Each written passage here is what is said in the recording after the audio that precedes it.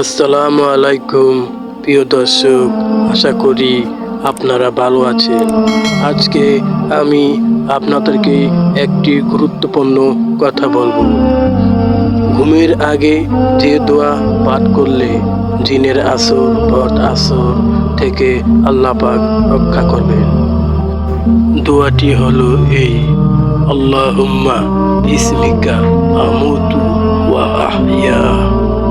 অর্থ হলো, হে আল্লাহ, আপনার নাম নিয়ে আমি মরছি, ঘুমাচ্ছি এবং আপনার নাম নিয়ে জীবিত জাগ্রত হব। যে ব্যক্তি এই দোয়াটা পরে ঘুমাবে তার ওপর জিনের আসর বদ আসর এবং খারাপ আসর থেকে আল্লাহ তাকে রক্ষা করবেন। নিশ্চয়ই আপনারা এই দোয়াটি পরে ঘুমাবেন। আমার চ্যানেলে নতুন হয়ে থাকলে আমাকে সাবস্ক্রাইব করতে ভুলবেন না।